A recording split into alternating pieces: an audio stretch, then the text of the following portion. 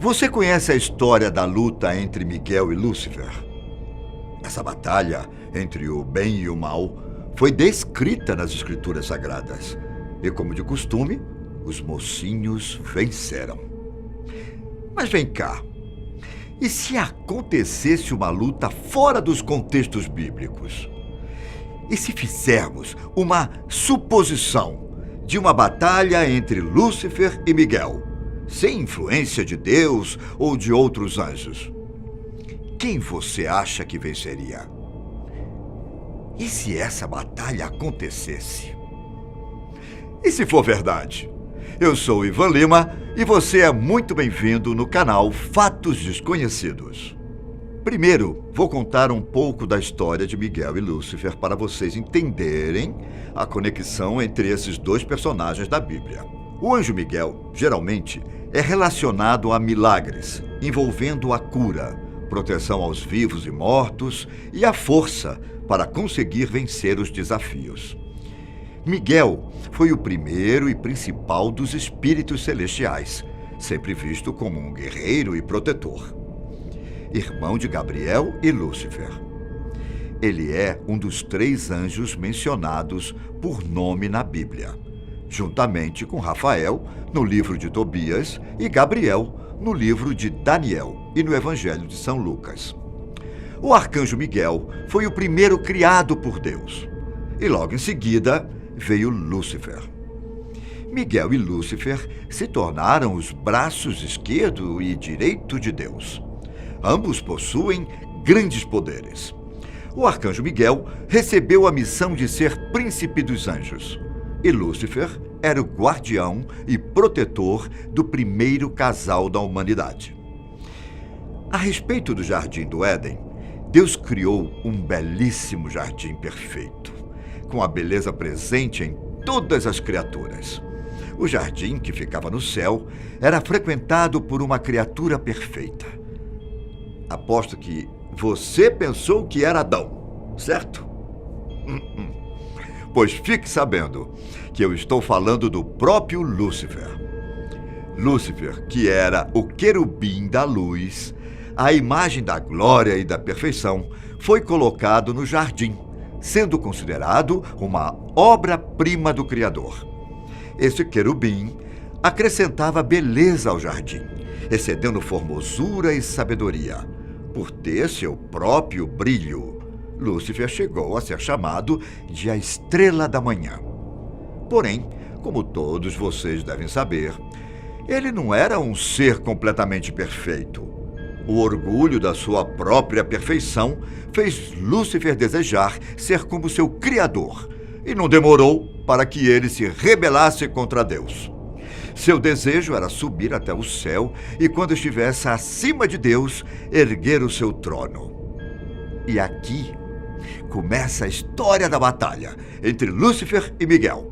Quando Lúcifer se rebelou, ele conseguiu convencer 1/3 dos anjos a apoiá-lo.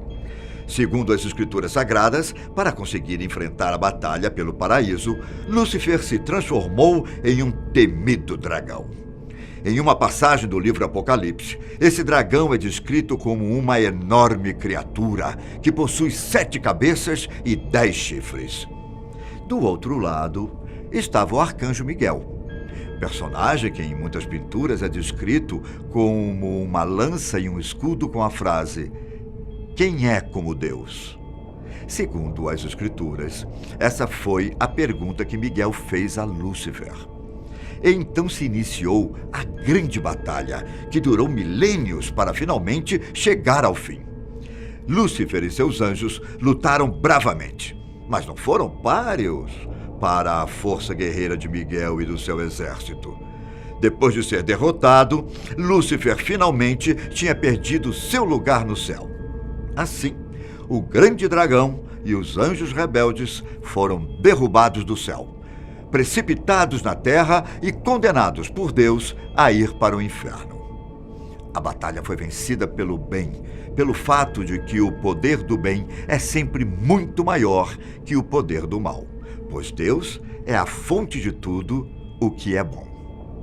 Mesmo que a batalha às vezes se torne intensa, a vitória sempre será daqueles que estão lutando pelo bem. Como Lúcifer e os outros anjos rebeldes foram derrotados pelo exército celestial, os perdedores foram então enviados para o inferno, criando assim o famoso termo anjos caídos. Esses anjos iriam arder no fogo pela eternidade, mas Lúcifer pagaria um preço ainda maior. Ele seria transformado no Satanás. E assim, Satanás e os anjos caídos foram derrotados pelo exército celestial. Após ser transformado em Satanás, esse ser do mal resolveu procurar vingança. Então, ele se disfarçou de serpente e foi até o Jardim do Éden. Lá vocês sabem exatamente o que aconteceu, certo?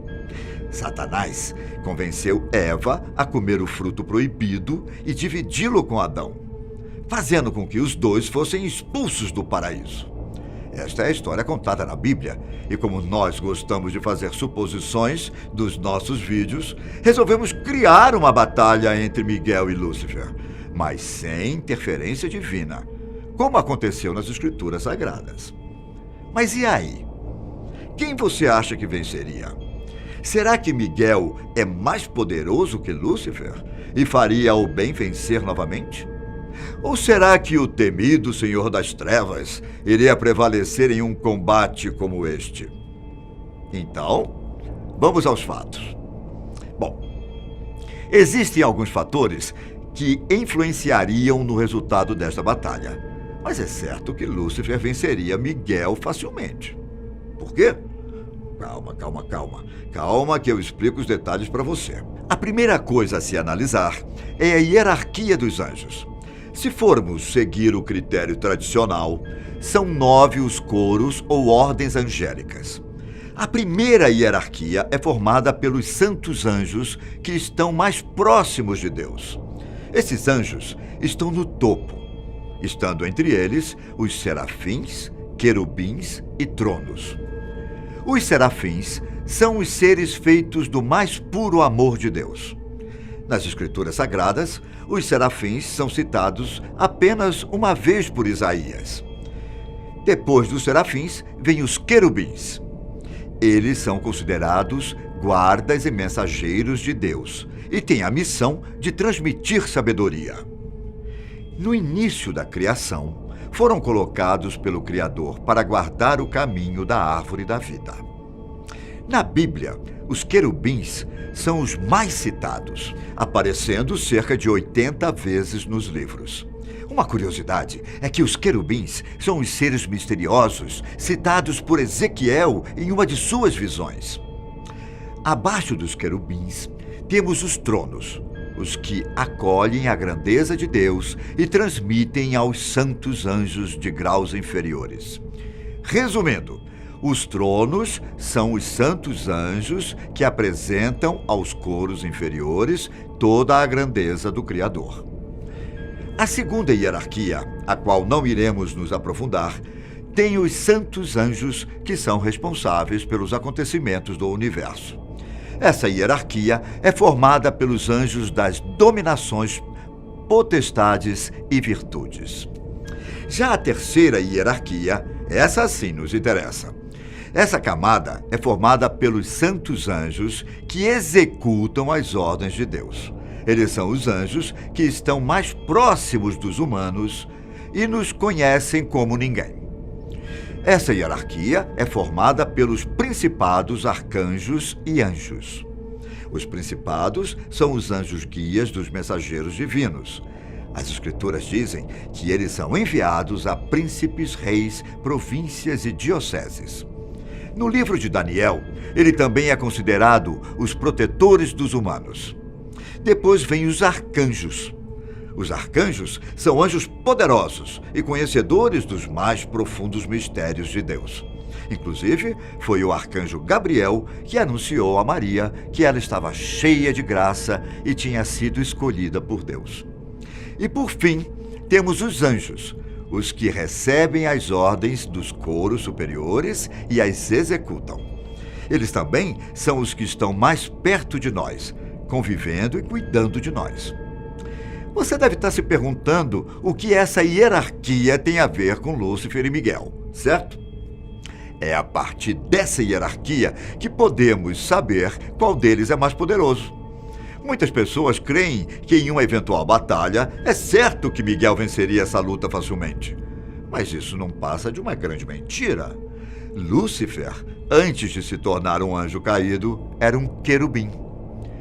Como eu acabei de explicar para vocês, os querubins estão na segunda mais alta hierarquia angelical. Mesmo depois de se rebelar contra Deus, se transformar em um dragão, por ser derrotado por Miguel e seu exército celestial, e ser transformado em Satanás, ele não perdeu suas habilidades de querubim. Do outro lado temos Miguel, que é um arcanjo, categoria que está abaixo dos querubins na hierarquia. Miguel está no que é equivalente à terceira patente, enquanto Lúcifer está na primeira patente. Além disso, ainda existe uma ideia de que Lúcifer teria ficado ainda mais forte quando se tornou o príncipe das trevas. Mas é difícil considerar esse fator. Então, seguindo essa lógica da hierarquia angelical, é óbvio que Lúcifer venceria facilmente essa batalha. A única coisa que poderia fazer com que Miguel vencesse essa batalha seria a presença de Deus. Ele, sendo o criador tanto do Miguel quanto de Lúcifer, sem sombra de dúvidas, a presença dele faria com que Miguel ganhasse a batalha.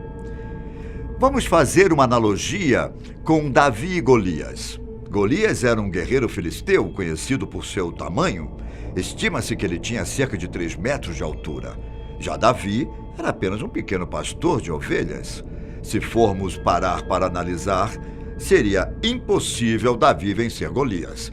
Mas com a ajuda divina, Davi consegue derrotar o gigante. Resumindo, caros amigos, um duelo entre Miguel e Lúcifer, é certo que Lúcifer venceria. Caso uma intervenção divina acontecesse sobre Miguel, sem sombra de dúvidas, Miguel venceria esse duelo. Mas e aí? E se essa teoria for verdade? Bom, por hoje é isso, meus amigos, mas nos encontramos no próximo vídeo da Fatos Desconhecidos. Tchau!